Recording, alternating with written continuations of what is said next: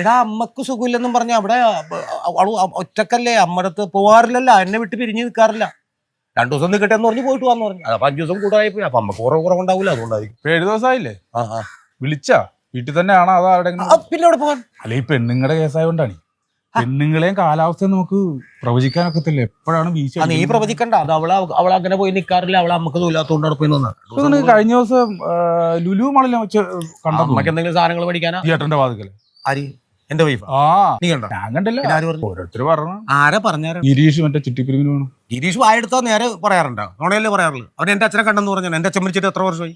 ഞാൻ പറയുന്നത് പെണ്ണുങ്ങളെ സൂക്ഷിക്കണം, നമ്മൾ ഉദ്ദേശിക്കണ നിങ്ങൾ പ്രേമിച്ച് കല്യാണം കഴിച്ചതാണ്, അതൊക്കെ എനിക്കറിയാം. പക്ഷെ ഇപ്പോഴത്തെ പെണ്ണുങ്ങള് സ്വന്തം കുഞ്ഞിനെ കിണറ്റിട്ടിട്ട് കാമുവിന്റെ പോണ പെണ്ണുങ്ങളുള്ള കാലാണ്. നീ എങ്ങടെ പോണത്? അവളെ അവക്കടെ അമ്മനെ കാണാൻ സൂലാട്ടിക്കുമ്പോ അമ്മനെ അടുത്ത് പോണ്ടേ? ഒന്ന് വിളിച്ചോ? അതിന് 2 ദിവസം ഒന്നും പോയി 5 ദിവസം കൂടുതൽ. ഇപ്പോഴത്തെ കാലം വിശ്വസിക്കാനൊക്കെ ഇല്ലാത്തോണ്ടാണ് ഈ പറയണത്.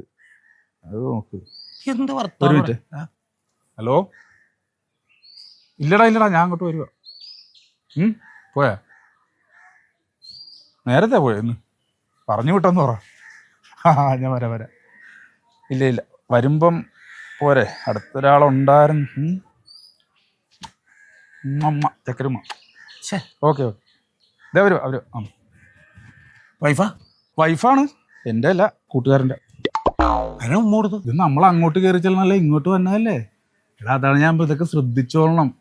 ഇപ്പോഴത്തെ കാലാണ്, പെണ്ണുങ്ങളെ വിശ്വസിക്കാൻ പറ്റില്ല. എൻ്റെ കയ്യിരിപ്പുകൊണ്ട് എൻ്റെ ഭാര്യനെ ഇട്ടിട്ട് പോയിട്ട് ഞാൻ അനുഭവിക്കണ വേദന നീയും അനുഭവിക്കും.